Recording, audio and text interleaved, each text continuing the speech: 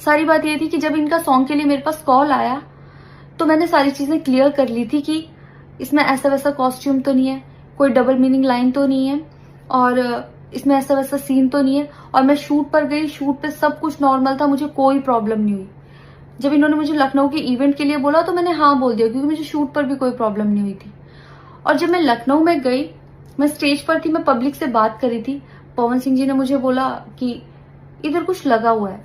उससे थोड़ी देर पहले ही मेरी ड्रेस वो न्यू थी, साड़ी में नीचे टैग लगा रह गया था। तो मेरे दिमाग में आया कि शायद ब्लाउज का भी टैग लटक रहा होगा।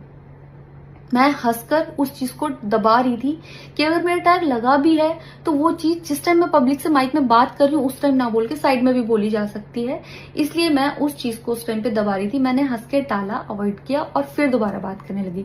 वो बोले नहीं कुछ लगा है, नहीं कुछ लगा है। तो मैंने कहा नहीं लगा। वो बोले लगा हुआ है। तो मुझे लगा कि शायद लगा ही ये तो मेरे को लग रहा था कि कुछ लगा है, इसलिए ये बोल रहे हैं।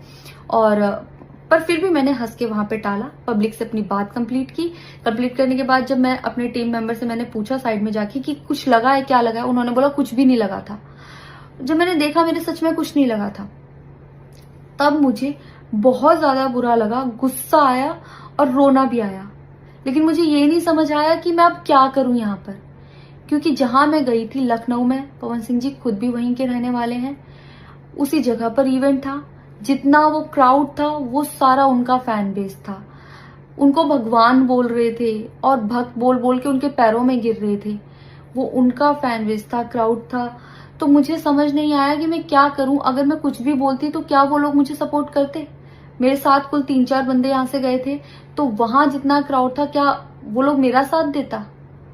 मैंने सोचा मैं बैक स्टेज जाके बात करूंगी। इतनी देर में थोड़ी देर रील्स बन के अचानक से वो उतर के चले गए बीच में ही इवेंट के। थोड़ी देर मैंने रील बनाई, अनाउंस ये किया गया कि अभी इवेंट दोबारा स्टार्ट होगा।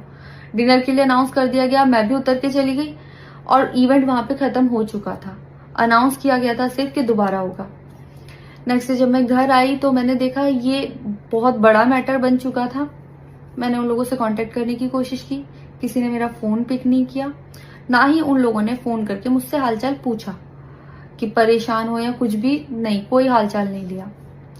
मैं पोस्ट करना चाहती थी, जो लोग लिख रहे थे कि मजे आए या हंस रही है, मैं रिप्लाई में पोस्ट करना चाहती थी। मेरे को किसी का कॉल आया था कि पवन सिंह की पीआर टीम बहुत स्ट्रांग है और कुछ भी ऐसा वैसा मत लिखना और ना पोस्ट करना, क्योंकि वो लोग अगर कुछ लिखेंगे ना बहुत कुछ उल्टा लिख देंगे तुम्हारे लिए और बहुत कुछ कहेंगे और बहुत बड़ा मैटर बन जाएगा।